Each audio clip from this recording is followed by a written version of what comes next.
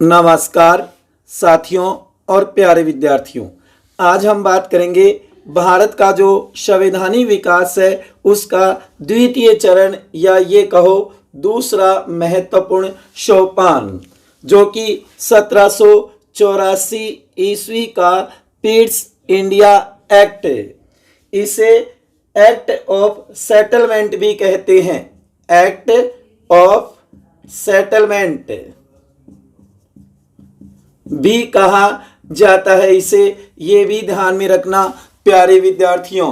जो कि हम देखेंगे भारत के संवैधानिक विकास के अंदर पिछली क्लास के अंदर हमने बात की थी 1773 के रेगुलेटिंग एक्ट की, और आज हम चर्चा करेंगे 1784 ईस्वी का पीट्स इंडिया एक्ट।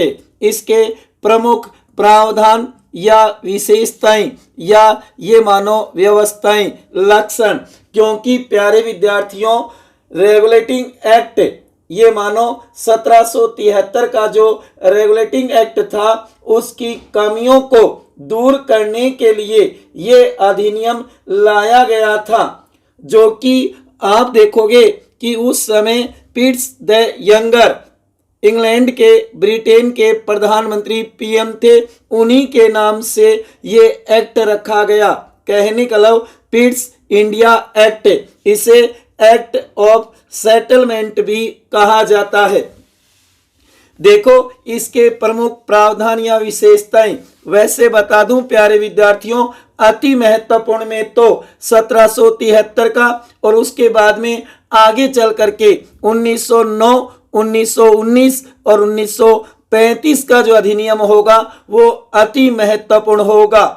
जबकि हम अगर आरपीएससी यूपीएससी की अच्छी तैयारी कर रही हैं तो हमें बीच वाले एक्ट या अधिनियम भी पढ़ने चाहिए। कई बार इससे भी क्वेश्चन बना दिया जाता है पेपर सेटर के द्वारा, जो कि कई बार कूट मिलाने में, सत्य असत्य में ऐसी बातें आ जाती है कि इन अधिनियम या एक्टों का हमें पता होना चाहिए।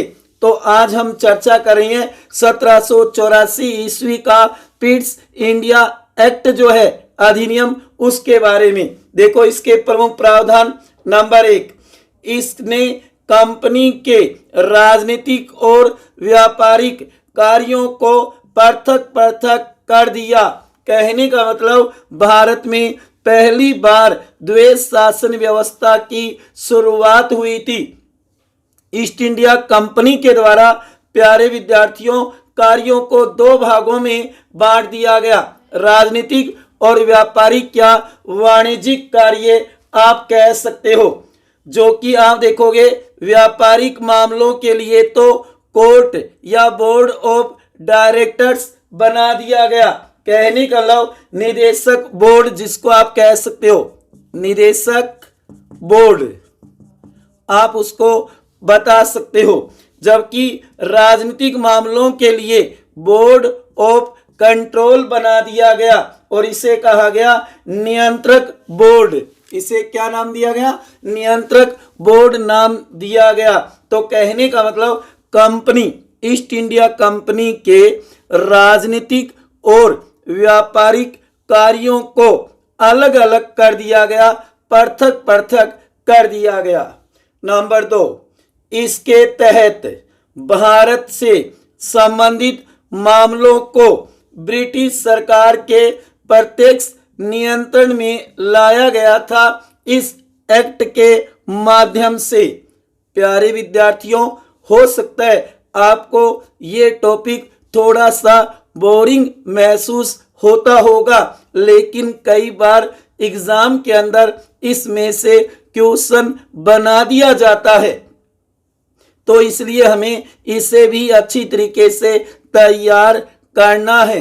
कहा जाता है ना कि हम डाल डाल होते हैं तो पेपर सेटर पात पात होता है। तो हमें इस तरीके से तैयारी करनी है कि पेपर सेटर कहीं से भी क्वेश्चन बनाए हम उसका उत्तर बता सके। तो इसलिए क्यों न इसको अच्छी तरीके से तैयार किया जाए।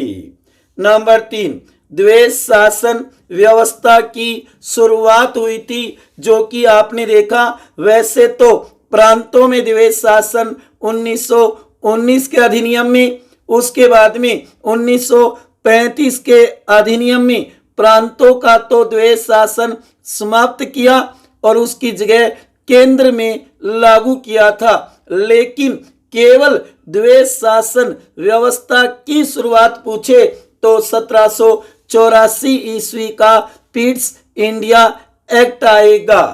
ठीक है ना। तो इसके अंदर आप देखोगे नंबर 1 व्यापारिक मामलों के लिए तो कोर्ट या फिर बोर्ड भी कह सकते हो ऑफ डायरेक्टर्स बनाया गया। राजनीतिक मामलों के लिए बोर्ड ऑफ कंट्रोल बनाया गया।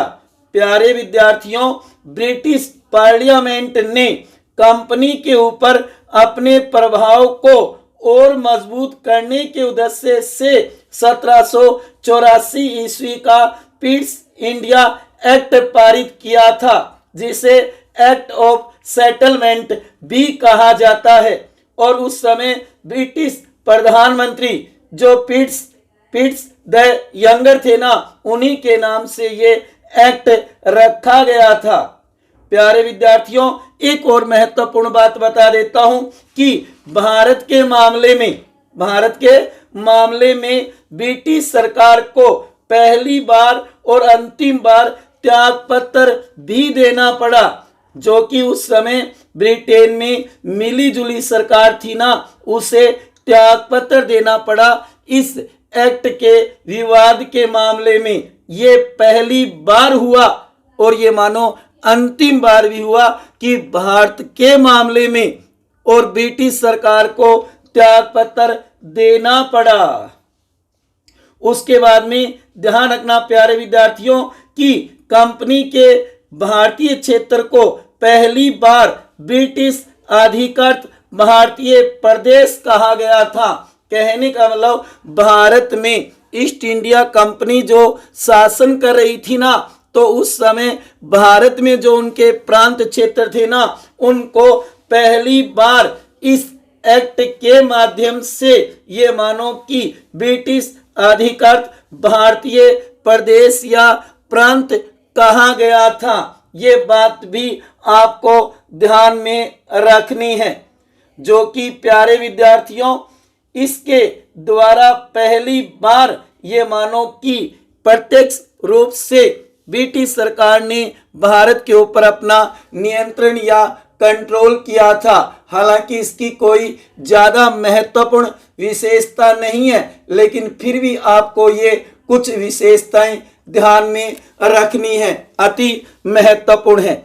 उस समय गवर्नर जनरल जो कि कौन था बंगाल का, जो बंगाल बंबई और ये मानो मद्रास का था ना, तो उस समय गवर्नर जनरल कौन था, वारेन हेस्टिंग्स ही था। और उस समय सम्राट कौन था, जॉर्ज तृतीय।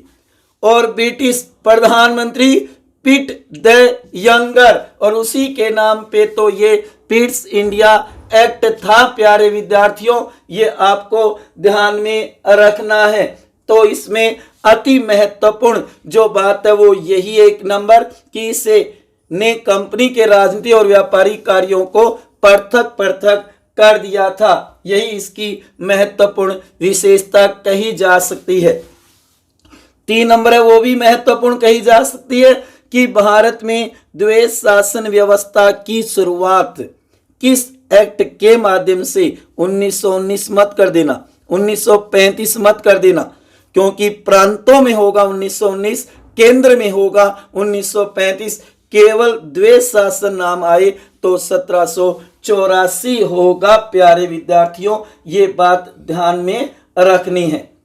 और ये महत्वपूर्ण बात भी याद रखनी है कि पहली बार ब्रिटिश सरकार को त्याग पत्र देना पड़ा भारत के मामले में। ठीक है ना। तो ये थी पिट्स इंडिया एक्ट की प्रमुख विशेषताएं। प्रावधान कह दो, ज़्यादा महत्वपूर्ण नहीं है, लेकिन कई बार क्या कि पेपर सेटर इनमें से पूछ सकता है, कूट मिलाने में, सत्य असत्य में दे सकता है, तो उस समय आपको ये ध्यान में रखनी है। ठीक है प्यारे विद्यार्थियों, अगर वीडियो आपको अच्छा लगा हो तो इसे ज़्यादा से ज़्यादा शेयर करना और लाइक करना मत भूलना। सदा खुश रहो, हंसते रहो, मुस्कुराते रहो, प्रेम से मस्त रहो अपने लिए और अपनों के लिए। इसी के साथ जय हिंद, जय भारत, वंदे